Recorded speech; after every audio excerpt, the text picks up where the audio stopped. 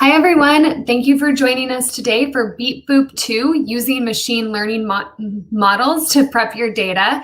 This is the second of our Beep Boop 5-part series. Before we start, I have a few quick things to go over. Please take a moment and read over our code of conduct. We ask that you be kind and respectful to everyone, including our speakers. We want the reactors to be a place where everyone feels welcome. Please ask questions using the live YouTube or Twitch chat. In the chat, I'll be sharing some links to the Reactor Meetup page and monthly newsletters if you're interested in checking out what other sessions we have coming up. If you haven't already, please check in using our event check-in, aka.ms/reactor check-in with event ID 14067.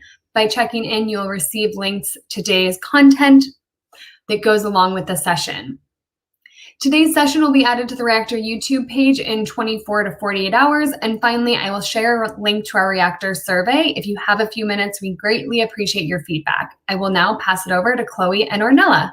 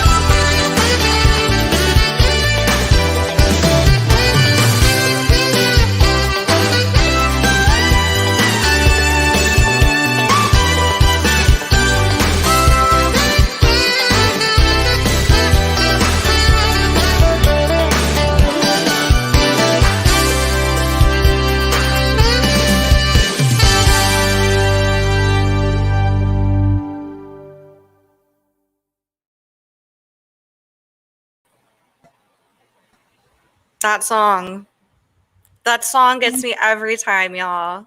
What? Raise your hand in the chat if that song's been stuck in your head all week. Me. Hi, Ornella. Hey, Chloe. Happy Tuesday. Happy Tuesday. Should we hit them with a little as we always start the show? We actually discovered that we both make air horn noises, and it was like you saw it live last week on the show. It was totally unrelated, but it turns out that just in our everyday lives, we're out here making air horn noises completely independently. So Sarah says she had the song stuck in her head. I was just thinking about that saxophone riff. Just maybe it was because I was editing our really sweet commercial that we tweeted out. But I love that song. I want to play that solo sax like all day long. Such a jam. I think people just tune in for the show for the song, honestly. How you doing, Ornella? How was your week? Well, it's Tuesday, but Oh my gosh, that's right. Well, it's been a week since we last beeped and booped. It's true. I have missed Beep Boop. I quickly realized last week that Beep Boop was definitely a highlight for me. Same. And I had so very much fun. excited to be back. I got very excited for this stream today. I was like counting down to it because I loved everything we did last week. Hey, if you weren't here last week, we had dogs make a cameo. We talked about basketball. We talked about, oh, look at the merch. We have, let me make you the big boy here. Oh, here we go. Look at this shirt. This is a custom Franklin shirt given to me by a friend of mine, which I think we should just make official Beep Boop merch because he is the mascot of our show. Any Franklin fans in the chat? Let us know with the paw print emoji. I don't know. Yeah, Franklin shirts coming soon to the merch store. Not to be outdone. And actually, shout out to Dion who, wait, hold on a second. While we're live, I'm going to do some magic. We can't have just a casual, we got to match all our aesthetic here. Okay, perfect. There. Oh, I'm only here for Franklin. Honestly, kind of same. Like, don't tell. So if you didn't come last week, Franklin is Ornella's dog and has been known. If you're just like, I don't know if I'm going to stay on for this stream, you may want to reconsider because there are dog cameos in this stream, y'all. If you stay all the way until the end, you will be rewarded with Franklin making some noises at the camera. I promise you it's not to be missed. Honestly, it was a highlight of last week for me. Not to be outdone by the merch, I will take off this crazy filter in a second. I forgot I had it on. But Dion, who is our lovely behind the scenes person, pointed out that when I stand up, the Snapchat filter puts the flower crown onto Leonardo DiCaprio. This is the first time I'm debuting this shirt. Ornella and I didn't even sync on like wearing shirts with people who are important to us. I say people. The loves of our lives. The loves of our lives. Just proudly displayed on our shirts. Hey, Ornella, this is episode 2 of Beep Boop. While I changed my Snapchat filter to something a little more appropriate, I couldn't help but notice we both tweeted out before the stream that it was going to be a cozy stream. And I'm getting, like, I just want everybody to be real cozy. This is our cozy show, safe environment. Ornella, what do we do on Beep Boop? What is even this show? Is it about dogs? Is it about Titanic? What is this? All of the above. It's it's all about Chloe's Snapchat filters. Yes. But no, we really want this place to be a super safe and welcoming environment for all of our friends to join and learn some AI and ML. Last time on the show, we started going through a Learn module that was, we were analyzing player efficiency ratings in basketball. We're going to continue that today. So if you haven't had a chance to catch up on that, we are kind of going to be starting a little bit in the middle today. It's not too late to get going. And I can go back and kind of share. Yeah, if you go to the link over near Chloe, you can catch up on the last episode. But I'll do like a quick walkthrough also of how to set up your environment so that you can just hop in, even if you're coming in the middle of the session. And yeah, this is our safe space. We talk about beeping, we talk about booping, and we do AI and ML. The format roughly is me teaching Chloe asking awesome questions. At least that's what we're working with right now. We might switch it up in the future, but yeah.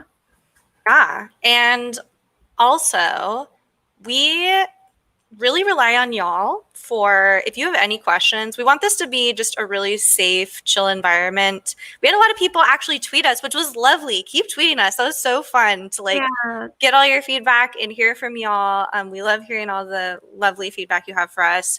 But we had a lot of people asking us on Twitter, like, hey, do I actually need any experience? No, you don't need any experience. We're starting from nothing. And that's the whole point of this series. We rely a lot on your questions in the chat and what you want to learn. So there's no stupid questions here. everybody in the chat's probably thinking as well. So please kind of use these as office hours, sort of. We're all here to learn together. And it's more fun when you guys talk in the chat. Like Ornella and I work together. We talk all day. So we love to hear from y'all. Tell us where you're joining from too. Like, why are you joining too? What brings you here? Was it the really sweet graphics? Was it the song? Do you want to learn about AIML? Are you scared of AIML? I know I was when I first learned about. We talked on the last episode about the movie AI with Haley Joel Osment. There's a lot of different people sometimes are scared of machine learning. Like people get really scared of things automating stuff for us. So tell us what your concerns are. We genuinely want to know because that's what we talk about on Beep Boop. We learn all about. We're here for ethical AI. We only create AI that plays basketball. Okay, I need to get you on a snap camera, Ornella, because then you could do. This is a new segment on the show called TED Talk, and that is why ethical AI is important. And I encourage you all to be ethical. Okay, it's supposed to zoom out. It's not working. Thank you for coming to my TED Talk. Oh no. Thank you for coming to my crime scene. Thank you for coming to my crime scene. Good night. But yeah, okay. Should we do a quick previously on Beep Boop? Do we want to share kind of a recap? Let's do it. Let's share my screen. Let's do previously on Beep Boop, and I'll just do a super speedy walkthrough of how to get all the tools installed on your computer if you want to hop in with us. Sweet. Let's do it. I see GPS is saying it's all about the vibes. It's about vibes. You know, we're really going for cozy vibes on this show because the cozier you are, the safer you feel asking questions. So get cozy and learn with us. Okay, so who thinks these graphs are cool? Okay, so we're gonna go. Let me just previously on Beep Boop real quick. Yes. So if you have not set up your local environment for data science coding, we are using VS Code, which you can download at code.visualstudio.com. We'll throw that in the chat. And then, yeah, basically we're going to be working with the type of file called Jupyter Notebooks. So we make this file. And then really all you need to do is make sure that you have the Python extension installed and that you have Python on your computer. So python.org for that. And pop into the extensions view in VS Code to make sure that you have Python in there. Reload required. Don't mind me. I'm just posting to the gram. The people of the gram need to know that we're live. They do. Yeah, so all you need is Python extension, Python download on your computer, and VS Code. And you'll be able to kind of start exactly where we're starting. I'm going to go back and we're going to bring the data in and download pandas, which is the library that we're using for all of these cool visualizations that you see on the screen. And last time on Beep Boop, we figured out, so we kind of ended here, where in these graphs, we kind of figured out that there were two different populations of basketball players in the data set that we were looking at. So all this data that we were looking at is basically this. Let me just show the table. And remind me, was the two differences between the data sets, it was like Looney Tunes and humans? Did we determine what that was? Squad. Yeah, it's the Toon Squad members. Okay. And like real basketball players. And we'll dive a little bit deeper into that on this segment. But does anybody know what the Goon Squad is? Toon Squad versus Goon Squad. I've not seen New Legacy yet. It is on my list. Let us know. Saw some merch of that the other day. Apparently it's on HBO Max. We should definitely watch it, Chloe. We should watch it. We need a viewing. Maybe we'll do a viewing party on Twitch. Should we stream a viewing party? That'd be kind of fun. Okay. We're doing it. Yeah, so this is kind of what our table looks like. We have a row for each player, whether it be a Toon Squad person or a normal person. And there's all these values for like number of points, possessions, et cetera, et cetera. And the one we really care about is the PER. So the player efficiency rating, which is basically how efficient a player is in a given minute on the court. And it's a calculation that's based on all of these other things like points, assists, etc. So that's what our data frame looks like. And we were looking at the distribution of it, and we kind of realized that for all of these different variables like points, possessions, etc., we realized there were kind of two peaks in each of those graphs, and that is called a bimodal distribution. And did we complete data exploration 3 part time last time? Yeah, so we finished up data exploration 2. So we're about to start up on data exploration 3. Ooh, the Goon Squad is from the original Space Jam. I don't remember that part. Those are the bad guys, right? I feel like those are that must be the bad guys. Toon versus Goons. But we've decided this is Looney Tunes versus human, real NBA players. Yes. Sweet. Mike says, ooh, speaking of cozy, in bed with green tea and some toast. Doesn't get more cozy than that. Tuesday bedtime routine. We're so honored you join us. This is Mike's second time. We love friend of the show, Mike. Always here in our chat, hanging out with us. We love to see it. Oh no, Sarah says she's wrong. Okay, we're figuring out canonically what a Goon Squad is. Please return. Franklin's back. Frank decided to come over early, but he'll be back later, I'm sure. What are your thoughts on AIML, Frank? Frank, what do you think? Yeah, same. I'm a little nervous too. That's what you think? Okay. Oh. Okay. Okay. Frank. That's it. He's done. Thank you for your time. Okay. I'm going to add you back. Wait. Remove. Add. There we go. Cool. Okay. So on these plots, like obviously it's like one side on all of them, like the left side of all the data is the Looney Tunes and the right side is basketball or vice versa, we don't right? know. That's what we're going to figure out. But when we map it, I guess it would depend on maybe like Looney Tunes have a higher thing and something else maybe. Okay. Yeah. Okay. We're about to see. No spoilers, Chloe. Okay, no spoilers, no spoilers. Chloe has not seen this, so there are no spoilers.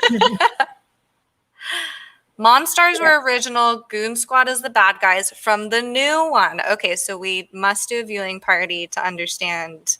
Because who knows, maybe there's some goons in our data. We wouldn't even know. That's why we use artificial intelligence and machine learning to find goons and tunes. For sure. Okay. So we kind of talked about this a little bit last time, but like some of the reasons you'd want to know if you have different subsets of the population in your data, it's actually really important. So like the example that Sarah gives us here is you're analyzing occupancy data for a lodging rental business. And there's multiple different kinds of renters. There's vacation renters and there's business renters, right? So you'd have like, it's really helpful to see the distribution because you can kind of see which populations you have and make predictions based on the specific populations. I had a thought during the week. So when we do things like predict weather patterns, like when we look at weather reports and when we, like, for example, when it shows traffic, like on a map, I would assume in addition to live data, that's probably a lot of machine learning, right? Yeah, I would think so. Sarah, what do you think? Because I was trying to explain this to my dad, actually. Shout out to Frank, other Frank Condon. And I was trying to explain to him what artificial intelligence and machine learning is, because I think for a lot of people, they picture robots or, everybody kind of has their own definition, right? Oh, Sarah says 100%. So think about do you ever go to like Google Maps and you try to do like, I want to go from this place to this place at approximately this time? Yes, or Okay, like on this day. commuter times on Yeah. BART or Muni. And it'll give you like an estimate of roughly how long that will take based on like past data. I like this. ML is basically converting data into functionality. I will repeat this to Frank Condon. He will definitely ask for clarification, but this makes a lot of sense to me, Seth. Thank you. Not to be confused with Frank Altunian, but Yeah. Chloe and I both have really important Franks in our lives. Yeah, we have double Frank family members here. We're here for the Franks. Okay, so when we last met, we had gotten, I remember whisker plots. Box and whiskers. Box and whiskers. So what do we call, these are just, do we just call these, histograms. Points histogram here. Yeah, so the histogram is what you're seeing on the left. These guys on the right are like distribution graphs. I don't know what the technical term is. But let's pop in this histogram. So this is called a probability density histogram. Okay. And wait. What's going on here? PLT. Oh. I didn't download a library. PLT is, let me figure that out real quick. I think it's matplotlib. I also love this, which I knew, but I always have to remind myself that artificial intelligence is not machine learning. Machine learning is a subset of AI, which I think Seth told me once at like a team dinner, and it blew my mind. And I was like, it all makes sense. Thank you, Seth. Super helpful. So I forgot to import the matplotlib library, which is what we're going to use to make these histograms. So let me just do that really quick. I agree, Sean. Seth is not a subset of the best. He is the best.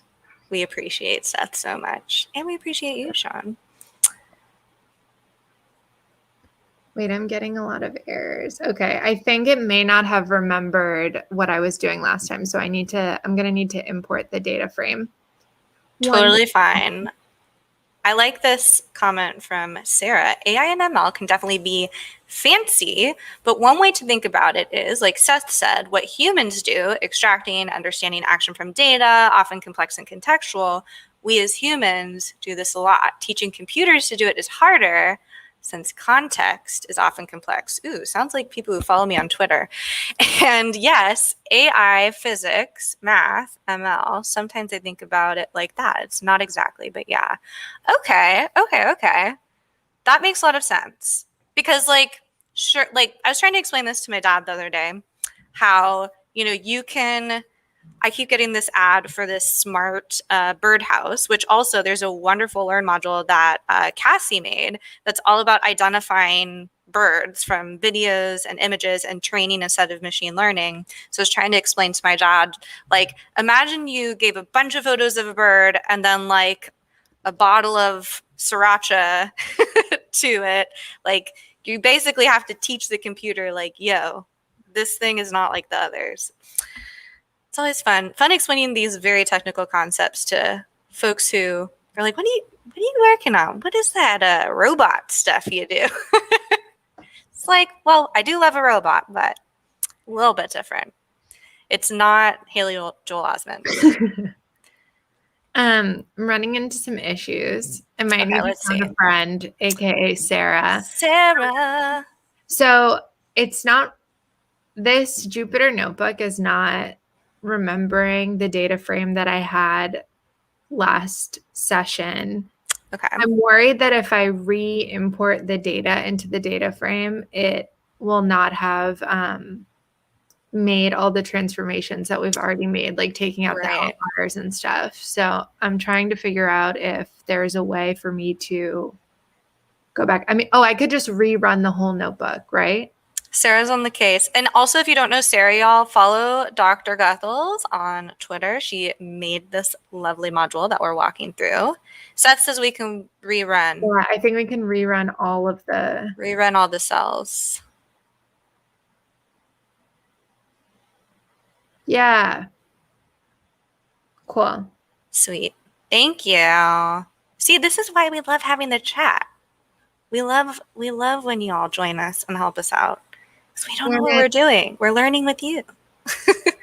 It's my first time also like getting, well, in the past couple of weeks, I've just started learning Jupyter Notebooks. So the run all is really, really convenient. I'm really excited to learn more about Jupyter Notebooks because the more I play with them, the more I'm like, ooh, okay. It's so fun. But yeah, so for anyone following along, run all will just run all of the cells that we've already created in this notebook file. So I was still working in the same file from last session, but it just wasn't recognizing the data frame we had created and making all the transformations. And so there's one button that you can click that reruns all of the cells. And now I'm back where we wanted to be. Sweet. So we have this points probability density diagram, and basically around 1600 right here, you can see that the population split kind of into two. Yes. Gorgeous graph. Yes, Sarah. Looks like San Francisco. That's Transamerica on the right, and that's Salesforce on the left. So now what we can do is look at kind of like both sides of the data and try to make some predictions about them. So the hypothesis that we're going to make is that maybe the Toon Squad has some magical powers that are way better than humans. So they're maybe the higher scoring part of this graph. And is this the points histogram for just one side of the data or for all of them? This is for the whole data set, which is why you see kind of that center point that divides the two sides. Okay. So this is all of the data, and this is just for points. So let's look at the rows where players scored more than 1,600 points. So you can see we're just going to grab everything above 1,600. And as a machine learning engineer / data scientist, is that just like something we should always assume when there's a break in that it's probably like you can kind of infer that these are two groups, especially if we know. Okay. Yeah, I mean, that would be one hypothesis. I'm sure that there's like not in this data set that we're working with, each data point we know is a person. So in this sense, it's the general hypothesis would be like, okay, we're working with two different groups of types of people. That makes sense. And we know it's basketball. And we know it's basketball. So, okay, 23 rows include players who scored at least 1,600 points. So we're going to try to figure out which players are Toon Squad people. That's the goal of what we're doing right now. So let's try a different variable. So instead of points, we're going to look at DRR, which is just a different metric that we're using to calculate PER. I forget what it stands for. Doctor. Dr. R. Dr. R. Oh, the basketball it's defensive rebounds. We know sports. Wait, defensive rebounds. Rebound. Why is it 2 R's? Durr. It had to be 3 letters. I don't know. Okay. Basketball fans, let us know. Sound off. We're just trusting you, Sarah. So, okay. So then we can kind of see the same thing happen here that was happening in the points graph. Great. Okay. Thank you, Sarah. Where we see kind of the population split. So we're going to do the same thing, and we're going to try to find the players that have scored more than 1,600 points and more than 15 defensive rebounds. Oh, so we're really just still rounding down and cleaning the data. We are trying to figure out, we're trying to kind of get the size of the group of the Toon Squad right now. Okay. And you'll see why in a little bit. Okay. So we're seeing kind of 18, there's 18 data points right now that have both over 1,600 points and over 15 defensive rebounds. So finally, we're going to look at PER, the player efficiency rating. And this should really kind of give us the answer that we're looking for. Okay, so we see it's happening somewhere around this dip in the graph. Wait, this is what? This is player efficiency rating. And we did points, DRR, and this. Yeah. So, okay. So now we're going to combine all of those three. Mm-hmm. Let's say we want to do PER over 17. It's kind of a SQL query, kind of. Yeah, kind of. It looks like it too, right? Yeah. Yeah. I'm getting SQL vibes. Don't say SQL. It's scary. Okay. Well, it's not a sequel. It's a reimagining. Space Jam 2, now in theaters. That was a really good joke. I'm afraid enough people didn't get it. Sarah appreciated it. It's for us. This is a beautiful moment. Okay, so we think that these are the rows of the graph that represent the Toon Squad players. On these ones on the right that we just did. Okay. It's the same. It's the same ones. Gotcha. But yeah, so these are essentially all the players that kind of skewed more on the higher end of things. Mm-hmm. Or no? Yes. Yeah. So we're kind of assuming that the Toon Squad has these powers. They are much better than human basketball players. So they're the ones that are kind of on the higher half of the distribution model. I have a hypothesis / question. Okay, I haven't seen Space Jam New Legacy, a reimagining yet, but I'd be willing to bet that LeBron, star of the film, likely plays with the Toon Squad. So if there is a player in this data set who's like the best, that's LeBron. That's what I'm going to guess. Okay, I think that's a good guess. Honestly, I don't remember the answer, so. Okay. No spoilers. No spoilers. So. But that's something we could teach a computer, right? Like we could say out of this data set, find the highest one, and we could probably use machine learning to like identify superhuman people, which I can only assume LeBron is like above Looney Tune ability.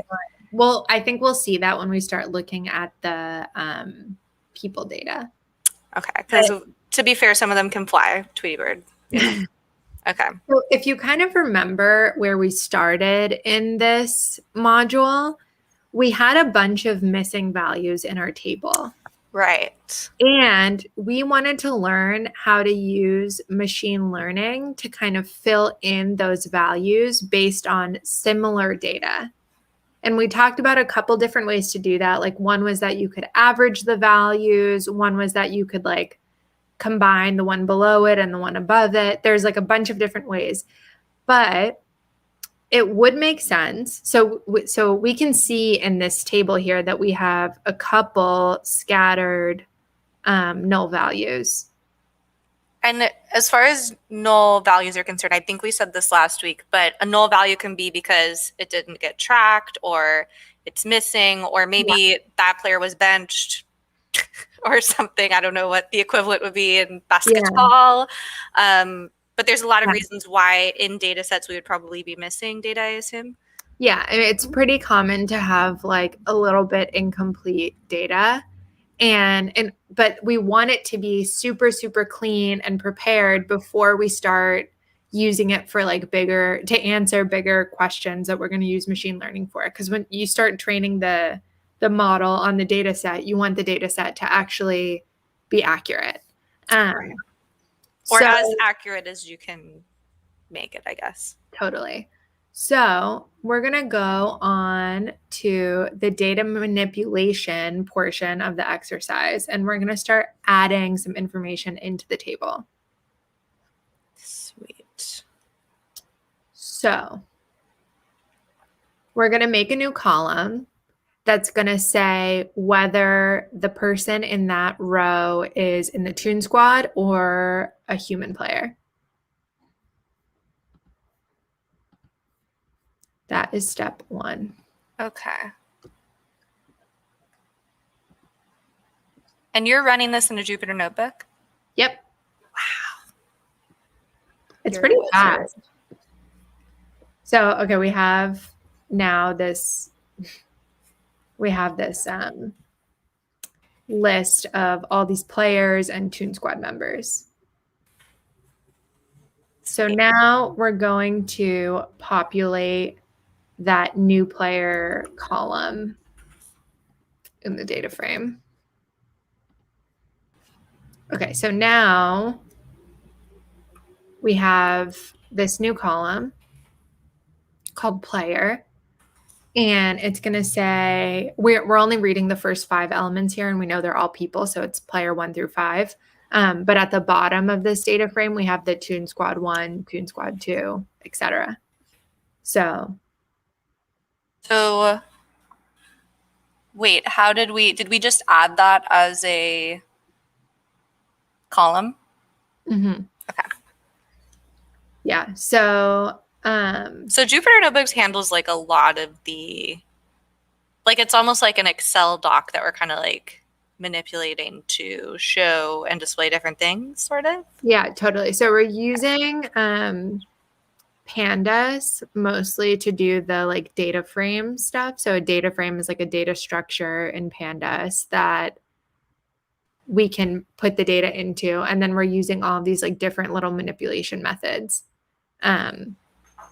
to change the data in the data frame and look at the data in the data frame. Okay. These are kind of like, I mean, I've obviously heard of a Jupyter Notebook. I haven't spent a lot of time in them, but I'm becoming a big data nerd, y'all. The database are here. I'm ready to like analyze all the data I can get. Notebooks are more like a REPL that output the data of variables in a super nice way. Okay. We love a visual. We love a graph. We love so I'm assuming this could be like histograms, graphs, bar graphs, pie charts, anything you can think of. Oh, command and REPL. The acronym police are here. Yeah. The acronym police are coming to get you. I was going to do a Snapchat filter, but I wasn't quick enough. Okay, all we just did there was move the player column to be the second column instead of the last column.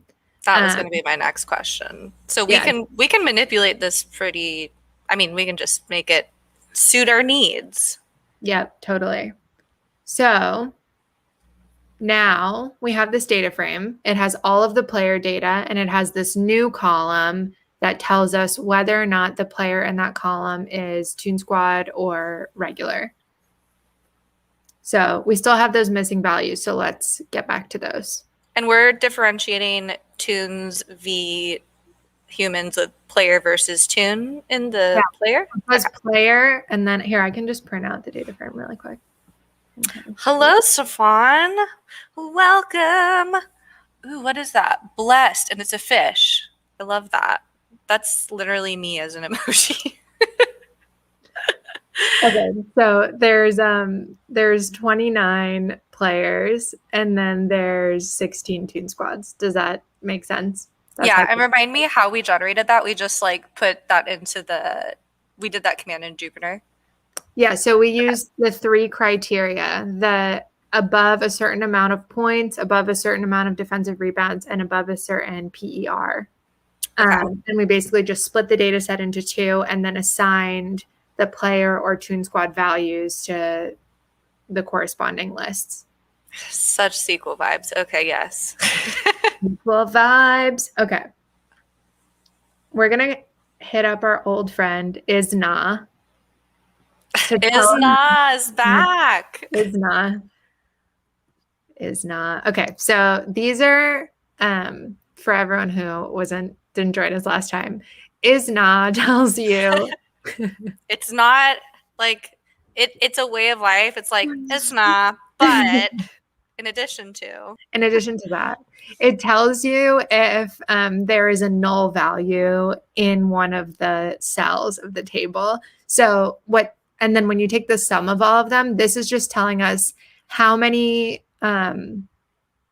rows have this value as null. So we have a 6, a 5, and a 9. Sarah says her next child's name is going to be Isna. To match her first child, Ayla. I think we need to make merch. I'm not joking. Beepboop.isna shirts.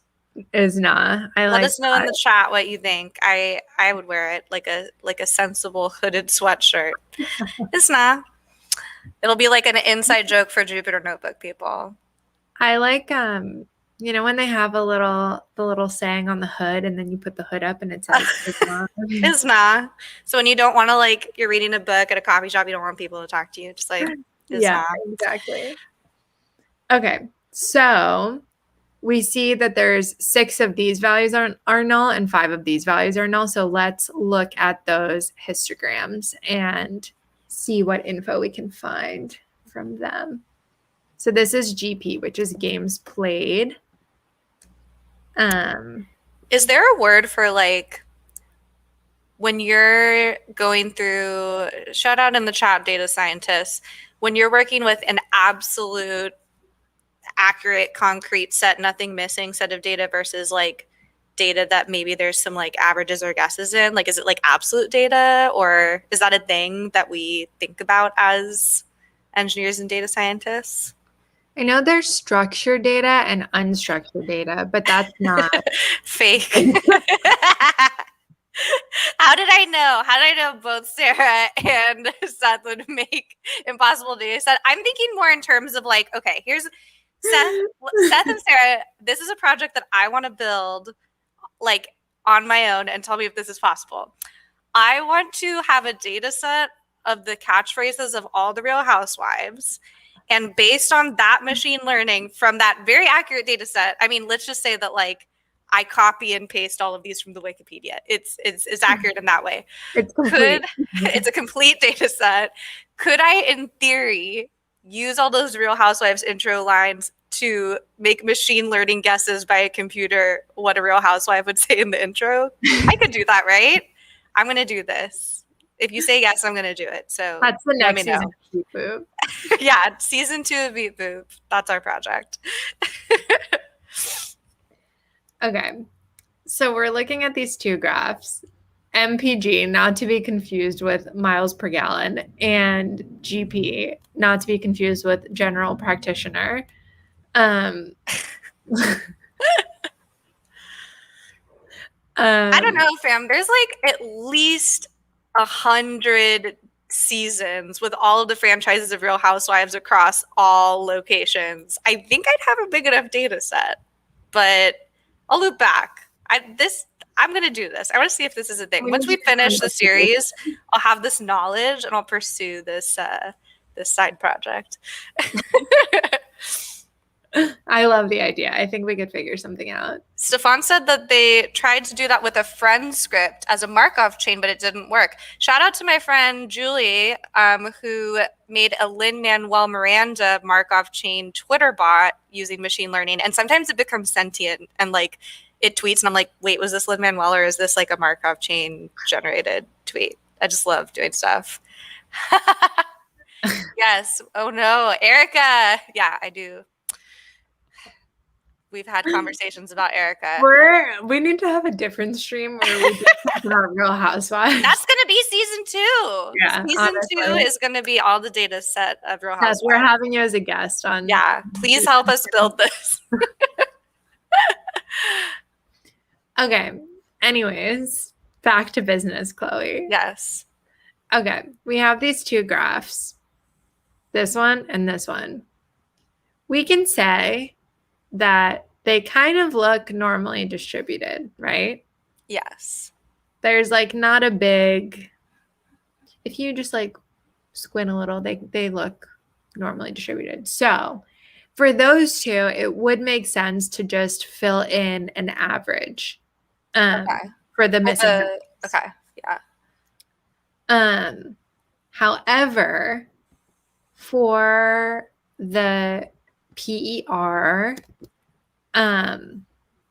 we are not looking at a normally distributed. Yeah. I mean, yeah. So we're going to have to do something a little bit differently. So for now, let's try to fix the ones that we can do with average values. And remind me, is player efficiency rating technically kind of an average already? I don't know that it's an average. It's a calculation that takes into account all of these different variables, but I don't actually know the formula. So probably what we're seeing here is like, yeah, okay. That would make sense why it's not completely split down the middle is what I'm getting at.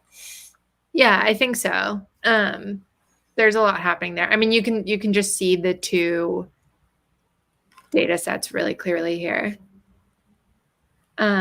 So we're going to replace the missing values with the averages of those columns. So all of the missing values will be the same. Does that make sense? Why? Basically, we just want to take the average of all of the... Oh, and then fill that in as all the... I see what you mean. Yeah. Okay. So there's 5 missing values in that column. And they'll all be the same amount. Will be the same, and that number will be the average. Okay. So let's do that.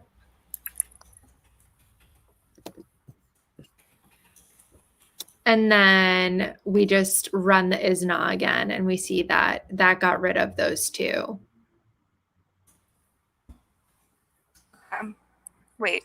We're working with GP and MPG. Okay. The first line here replaces the missing values with that average, and then we just ran the ISNA again to recheck the totals for each row. Gotcha. And now it's like, we good. Yeah, wow. Except for the PER, which we're going to handle next. Cool.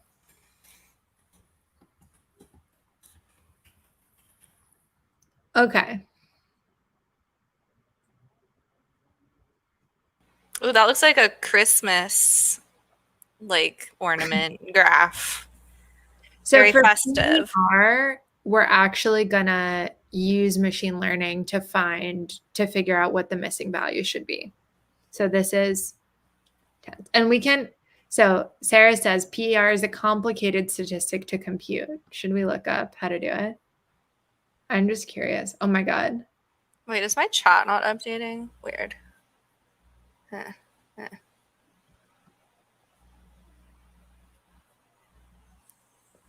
I'm going to refresh. One sec.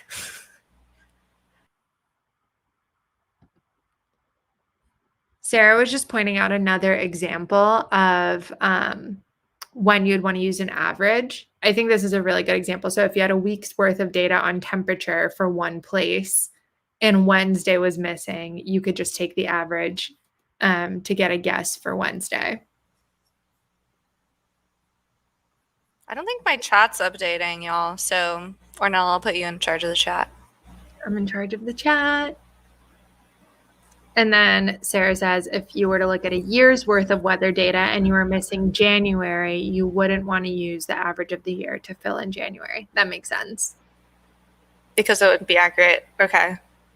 Wait, what? Whereas if you look at the year's worth of weather data and you were missing January, you wouldn't want to use the average. Oh, I see. Because of different... Why? Because of seasons? And that doesn't... I mean, just think about seasons. Okay. Gotcha. Oh, jinx, Stefan. Your chat is updating. You're good. January is likely colder. Okay. I see what you mean. So it's kind of a case-by-case basis how we fill in missing data. Mm-hmm. So since you asked, Chloe, this is how you calculate PER. Oh, okay. Let me zoom in here. Let's see. It's a lot of data. So it's data in our data. Okay. This is the calculation. Oh no, math. This is the math we said we were not going to touch. Wait, let me get a snapshot filter for math. Math! No. If you didn't join us last week, we're both a little scared of math, but we're willing to cope. Okay. But you don't need to be a math whiz to do this. We're not gonna use math. So this makes my brain hurt. But that's why we use AI and ML to do our math. Exactly. So we're gonna figure out how to fill in these values. So basically, we want to figure out how to build a linear regression model. And linear regression is a type of machine learning, classical machine learning. And we're going to estimate what the missing values are. But then we have to figure out how accurate it is. So we're going to split the data into two subsets, the testing subset and the training subset. And the training is the one that we're going to use to train the model. And the other subset we use to test the model. So this is kind of what that looks like. Gotcha. Because it's kind of like writing unit tests, sort of, in a way. Well, not really. But just like we have to make sure that we train it on a set, and then we got to test it on a set that I imagine either is in the training data or similar to it. So this picture here is showing what we call cross validation, which so if you're using 75% of the data to train the model and 25% to test the model, you want to test kind of every 25% like subset of the data across all the iterations. So that's what that box is. Yeah. The box is the test data in all of this training data. And do you typically want your training data to be like, I would imagine randomized-ish, or I guess it doesn't matter, right? Like you want a variety, I guess.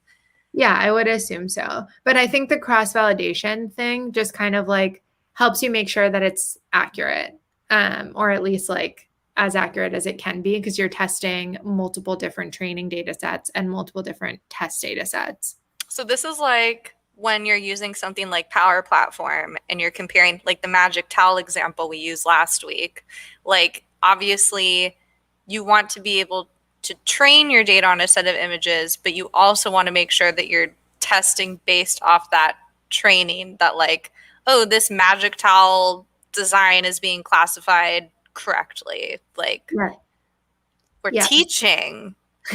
So for this, in this situation, we're going to use a 10 iteration cross-validation. And so the Python code is going to go through the data 10 times, and 10% of the data will be testing, and 90% of the data will be training. Wow. So that's what all of this code is doing. It's like pretty well commented. We don't really have time to go through it in detail right now, but let us know if you have questions about it. We're going to print it out in a little histogram. Basically, we're running the Python code 10 times with 10 different subsets of training data and testing data. And like, it's so cool.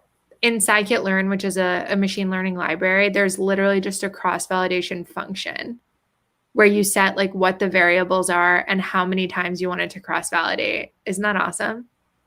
That's really cool. And then it prints out. So it does a lot of the work for us. Totally. So we just are going to print out this histogram. And this is telling us that our model is 99.95% accurate. Like that's the R2 value of this regression. So that's really good. Oh. Wait, where does it show that? So here in this data right here. Oh, yeah. So that's pretty gosh darn accurate. Yeah, so we feel okay using this model to fill in our PER values. Hi, Morgan. Thank you for providing us with emojis that match our aesthetic. We appreciate you. So what is this graph then? It's showing, out of the data that we trained, how accurate it was? Yeah, this is showing the R2 scores. So okay. It's like a general kind of measure of the accuracy. And this is an important note. So every time you run the model, it's taking a different random sampling of data across like the 10 different validations. So each time you run it, it could be like slightly worse or slightly better, but the number should be fairly close to this. So like in that image that we had earlier of like the ball, red and green balls, like just a randomly generated set that varies in different ways because you never know what kind of variety you're going to get. Maybe you get all tunes, all goons. Exactly. Like when you get a starburst that's all yellow and you're like, ugh. The worst. What's your favorite? I mean, I'm partial to a cherry. And Me too. Honestly, if anybody out there's listening from Starburst headquarters, bring back sour Starburst. I don't know why they went away. They were incredible, but I'm partial to a berry, or cherry, I should say. If you get this error, that means that you haven't downloaded scikit-learn, which is the library that we're using. Check out this note in the Learn module and just go there and install that scikit-learn library and then try running that command again. Let us know if it works. Spencer, sour Starburst forever. Honestly, where did they go? Just one day they disappeared from all stores. I really miss them. They're delish. Okay, so now we're going to work on putting those values that fit the linear regression model into our table. Wait, the values that fit the model into our table, which means the values that are most accurate? What does that mean? Hold on, I'm getting a bit of an error. No problem. Honestly, ask questions in the chat. That's what we're here to help. And you probably have the same question that a lot of other people do. So we appreciate any and all questions. That's why we do this live. Okay, so the general rule is that you use cross-validation for model selection or evaluation, but you use all of your data for model building. Ah, okay. Cross data is randomized data? Yeah, let me just, it's not getting the X and Y variables, so I'm just going to paste them down here. I feel like I'm learning a lot about just like how to best round down my data. Really, that's kind of what we're doing. We're just like filtering down the data and learning from it. Machine. Totally. Learning. And so you'll have a bunch of questions that you want to answer about your data set. And so through a series of explorations, visualizations, you kind of make your best guesses as to what those answers are. Data is beautiful, y'all. It'll be so beautiful when we have it all filled out. Okay, so what we're doing now is there is a method called fillna, which wait, where is that? Right here. Fillna. So it doesn't actually. We're gonna have to do a couple things first. So we're gonna have to use a mask, which is a Boolean map of values that fulfill a certain condition or set of conditions. So a Boolean set of values that fulfill a condition or, okay, so we're giving it like directions. Yeah, so, oh my God, this is and we are at 5. I can go longer. We're almost done. Cool. We're reaching the end. We don't finish till we play the outro music. Don't worry, everybody. You'll hear the song once more. So then we apply that mask to show the contents of specific columns of rows that contain the null values. Wait, you already ran is full not wait, what was it? No, we're not at fill now yet. We're not that. Okay. We'll get there. So these are the 9 rows that have the null value in the PER column. Okay. So now we're going to do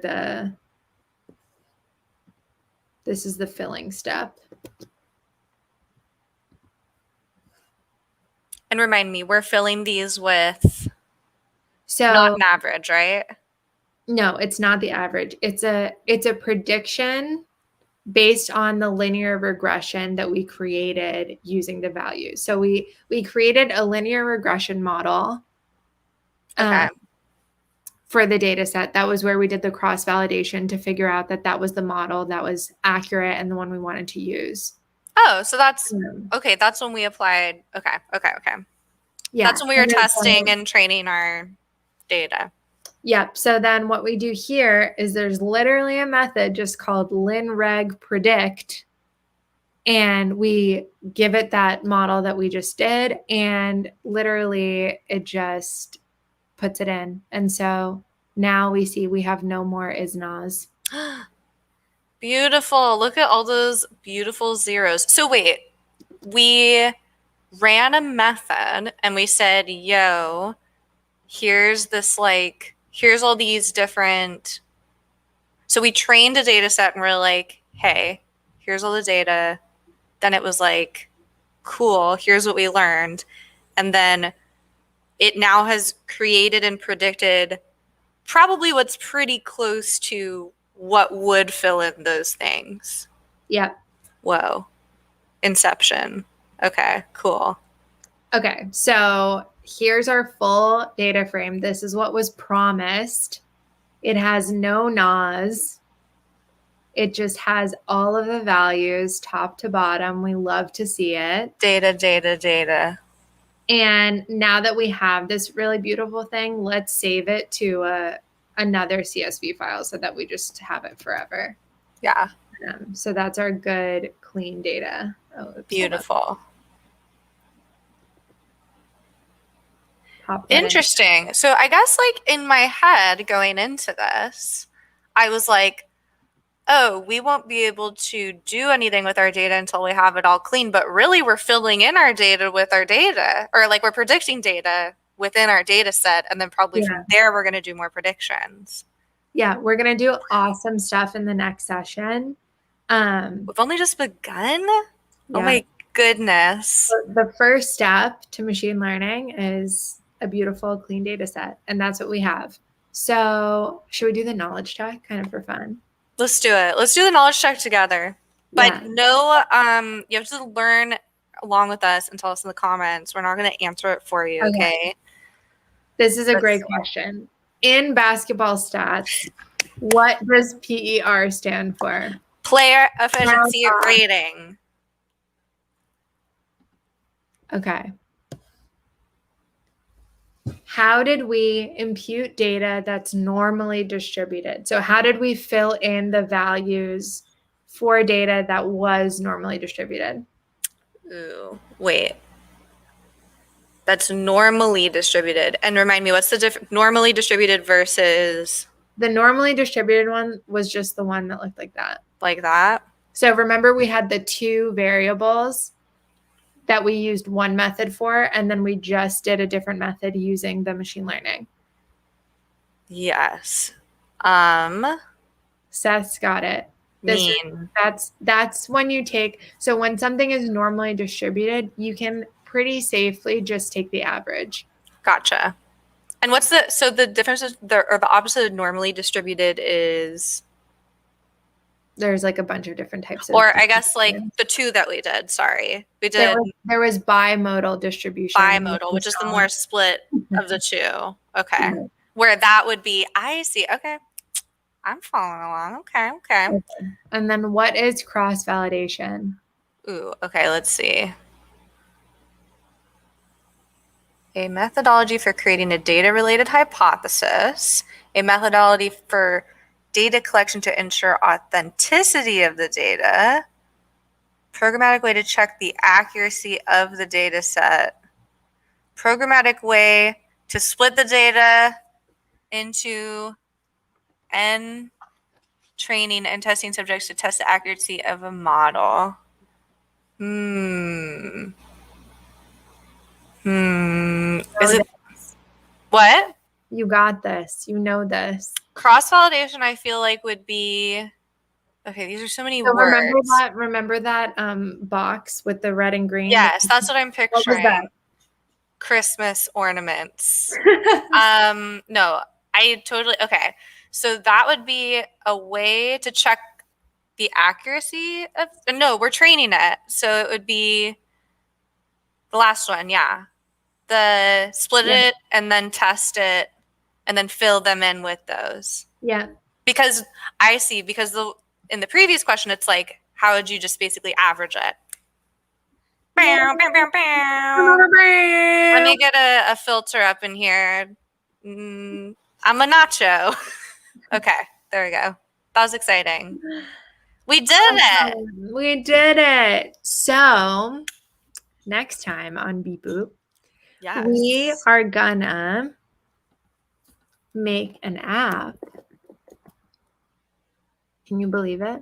Wait, are there going to be Looney Tunes involved? Yeah, we're gonna make a web app. Okay. With this beautiful data that we created and machine learning. Spencer says more air horn. Wait, I need to find a suitable background for air horn shenanigans. No, we'll work on it. Nope. We have lots of options. If you haven't already, make sure that you have this player data final. Yes. File saved in here because that's what we're going to do awesome stuff with next time. So keep all this. And guess what, y'all? If you want to complete a Learn module, maybe you're working towards certification, maybe you just want to do a Learn module, but you're a little afraid to do it on your own, you can just watch our previous video and this one. We'll hold your hand through the whole thing. And tweet us your questions if you run into stuff. Yeah, please do. This is so fun.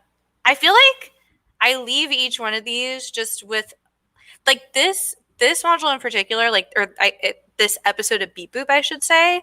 I feel like I have such a better understanding of how and why and when we would fill in missing data. I guess in my mind, I kind of was just if it's not there, we just don't count it. But no, that doesn't make any sense.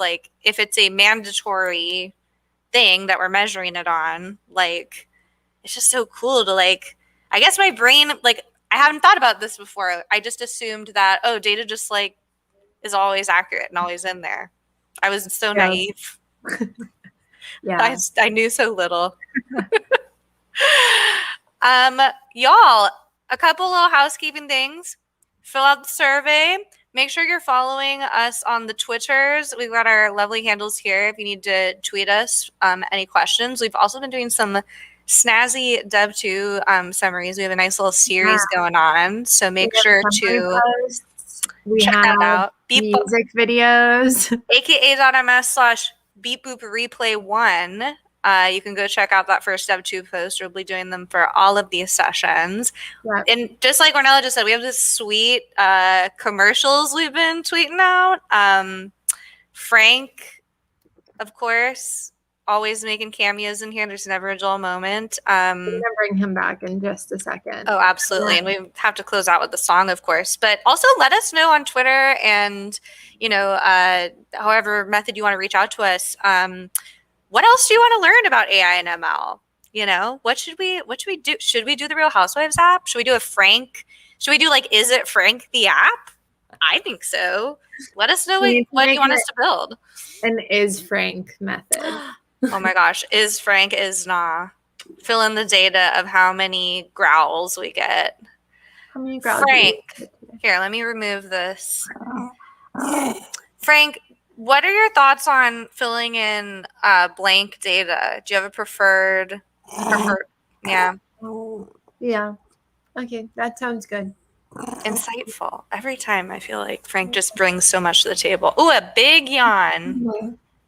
Same. Well, it is 5 p.m. our time. We're going to log off for Beat Boop for today. Any final thoughts before we play our sweet jams? Hit the song, Chloe. Bam, bam, bam, bam. Okay, everybody, we will see you next week. And without further ado, this slapping song. Enjoy.